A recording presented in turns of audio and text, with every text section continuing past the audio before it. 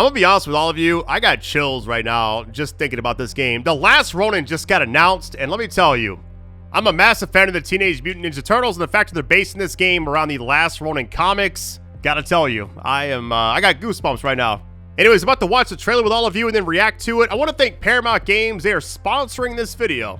I put their official website in the very, very top of the description. It's thelastronin.com. Very simple, right? You can sign up right now to kind of get updates about the game leading up to the actual launch. But anyways, let's go ahead and check out this trailer. Here we go.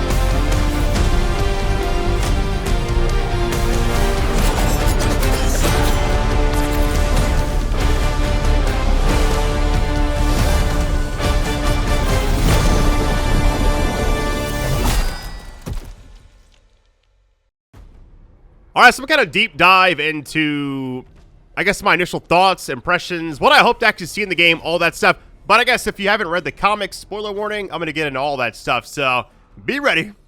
I think what gave me chills was that ending, that Heroes in a Half Shell slowed down, that original theme song. That's a legendary song, by the way. It's just so good. So the game was just announced at the Summer Games Fest, and I want to just kind of like think about what type of game it may be based off of what Platinum Games has already created, right? The 3 games they showed in the actual trailer were Ninja Gaiden 4, Nier Automata, and also Bayonetta, right? If I had to pick one of those, I want the game to kind of be more like than the other. I would go Nier. That action RPG route, I think, would be really cool for this game, except for like Ninja Gaiden 4. I mean, if we're being honest, that's a very punishing game to say the least, right? At the flashy combat, hack and slash, fast pace. Bayonetta is kind of the same though, right? You got the combos, juggling enemies, flashy and stylish. I think Nier is like the route I would go. I mean, just a semi-open world action RPG. I would love that.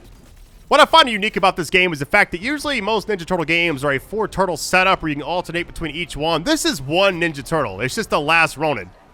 A lot darker, more mature. Probably the darkest TMNT game we're ever going to get, right? Which I think is a good thing, because the story itself is that. I feel like one thing they could do is have different fighting stances or styles based off like the weapons you're using. You could also have a play where it maybe shows flashbacks of the other turtles, so you're kind of using those weapons through storytelling in a way. That could be kind of nice.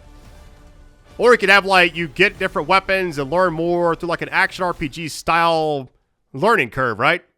Those are just my thoughts. I mean, I'm no like game developer, but I feel like that'd be kind of a cool way to go about it.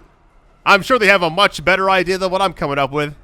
I feel like what they could also do to kind of help you like learn different weapons, you know, since Mikey's the only one left, he's the last Ronin essentially, but you got the Leonardo and Casey Jones fighting alongside of each other like through flashbacks. Since Leo, Raphael, and Donatello are all dead, I mean, you could kind of have like their own missions based off of how they actually ended essentially. Like a combo of weapon learning and storytelling. I think one character that's going to be a big part of the game, and this is my guess, I feel like April. I mean, she did help Mikey out a lot during the actual comics, so I feel like they got to have her in the game somewhere, right? And she could also talk about like the other turtles and have a lot of callbacks to that. It'd just be a really nice way to kind of have the story progress and show like how Mikey went from funny, optimistic, you know, the glue of the family type thing, to depressed, angry, isolated, haunted by all of his memories too. The setting for the game, obviously we're going to go with like a futuristic New York, cyberpunk influenced style look, I guess. And there's like that one scene where it showed like the newspaper said Foot takes over city, meaning the Foot Clan controls much of the city. So it's a lot more of a darker tone, revenge story, lone warrior narrative style game. Less comedy, more serious, if you would. You could also have flashbacks of like Master Splinter, maybe Shredder as well as like a partial antagonist, even though he's not really the antagonist for The Last Ronin in general, although a certain someone related to him definitely is. They sent me the hardcover graphic novel, which I read that, I want to say back in like 2024 maybe?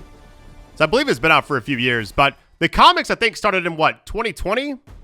Went all the way to like 2022. if they break it up how the comics are broken up, I'm wondering if that could be like a storytelling play, right? Unless they're basing this like loosely off The Last Ronin. I'm guessing it's going to be very similar to the actual comics and all that. We'll see. They can also have like some side content for the Lost Years. You just never know. Anyways, that's all I got for now. Thank you all for watching. Again, check that link in the description.